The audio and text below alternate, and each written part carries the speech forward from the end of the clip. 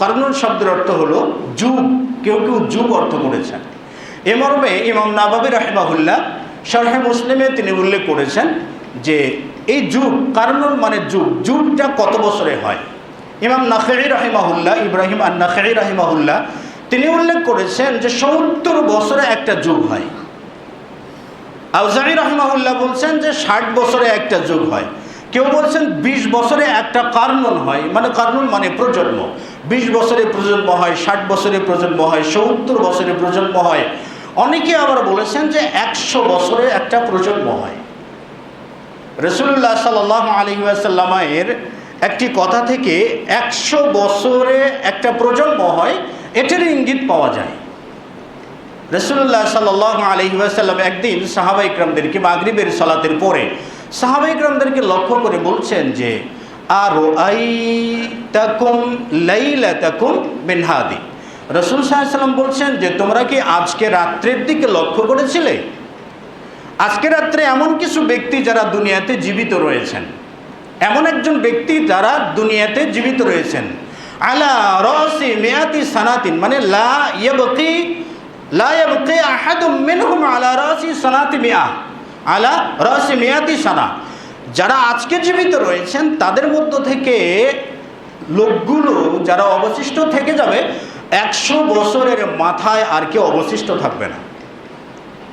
এ থেকে বোঝা যায় রাসূলুল্লাহ সাল্লাল্লাহু আলাইহি ওয়াসাল্লাম যখন বললেন আজকে রাত্রিতে যারা জীবিত আছে ১০০ বছরের মাথায় তাদের কেউ আর জীবিত থাকবে না। তাহলে আসহাবে ইকরাম, সাহাবা ইকরামগণ রাসূল সাল্লাল্লাহু আলাইহি ওয়াসাল্লাম যেদিন বলেছেন সেদিন থেকে ১০০ বছরের মধ্যে আসহাবে ইকরামগণ সকলেই ইন্তেকাল করবেন, তারা কেউ থাকবেন না।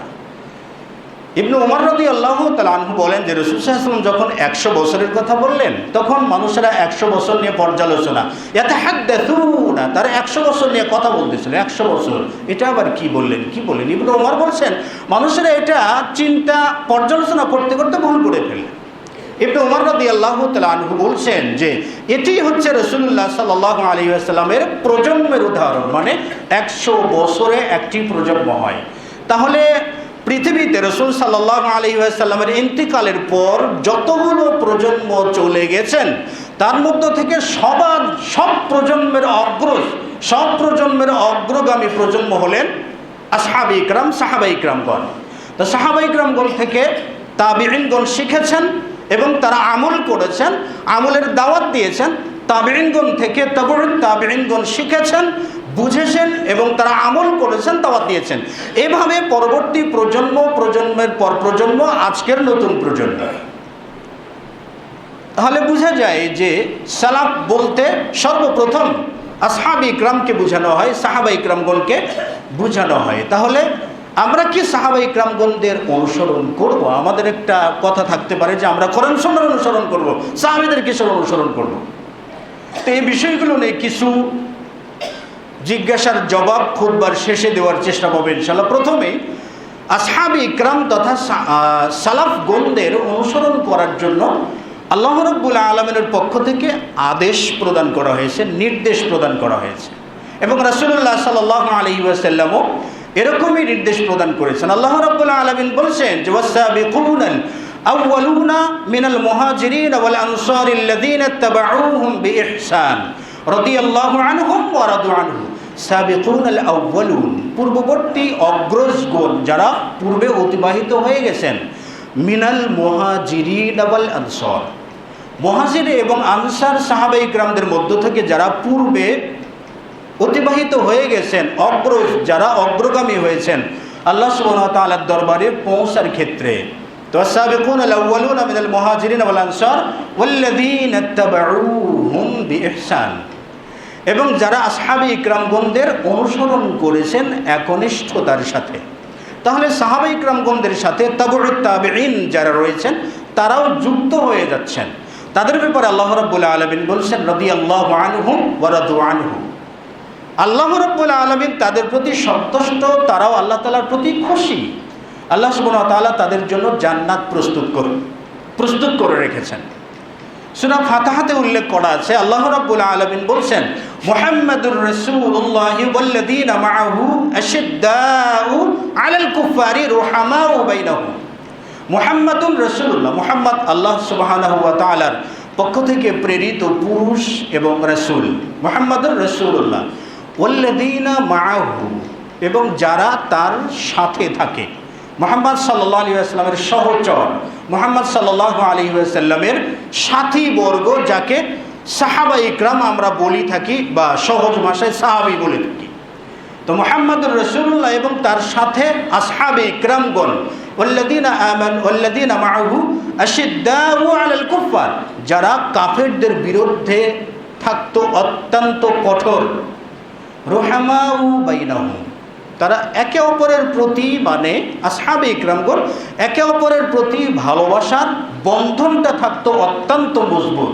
কতটাই মজবুত একটু উপলব্ধি করলে আমরা বুঝতে পারি, একটু চেষ্টা করলেও আমরা বুঝতে পারি। সেটি হলো হুদাইবিয়ার সন্ধি যেখানে হয়, রাসূলুল্লাহ সাল্লাল্লাহু আলাইহি ওয়াসাল্লাম তো উমরা পালনের উদ্দেশ্যে গিয়েছিলেন।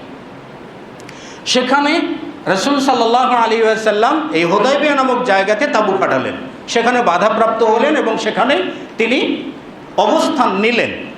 তো সেখানে অবস্থান নিয়ে আসহাবে ইকরামগণ সেখানে রয়েছেন। ইবলিসের কোনো এক চর এখানে এসে একটা গুপ্তচর বৃত্তি করে সেখানে একটা গুজব ছড়ায় যে কুরাইশরা উসমান রাদিয়াল্লাহু তাআলা আনহুকে হত্যা করেছে।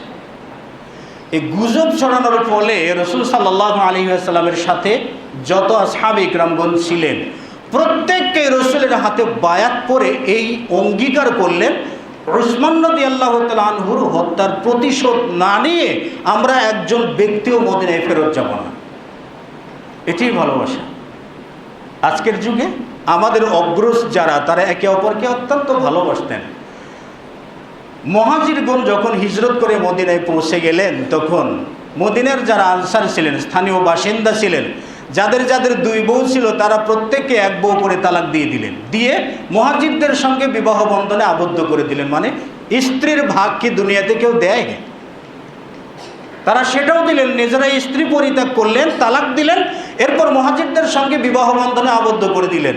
নিজেদের ফসলি জমি যতগুলো ছিল অর্ধেক করে মুহাজিরগণকে দিলেন, অথবা বর্গার চুক্তিতে তাদেরকে দিয়ে আবাদ করিয়ে নিয়ে তাদেরকে ফসল দিলেন। এটা হলো ইসলামের ভ্রাতৃত্ব। তো আল্লাহ রাব্বুল আলামিন বলছেন রুহামাউ বাইনাহুম, তারা একে অপরের প্রতি রহমশীল, দয়াশীল, একেবারেই ভালোবাসার সম্পর্কে শিখত তারা একে অপরের মাঝে।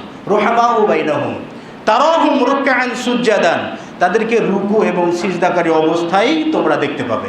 তবে যেটা বলছিলাম যে মুহাম্মদুর রাসূলুল্লাহ এবং তার সাথী যারা ছিলেন, তারা কাফেরদের বিরুদ্ধে অত্যন্ত কঠোর। তো এখানেও আসহাবে ইকরামদের প্রশংসা করে তাদের আনুগত্যের প্রতি প্রত্যক্ষ ইঙ্গিত রাসূলুল্লাহ সাল্লাল্লাহু আলাইহি ওয়াসাল্লাম দিলেন।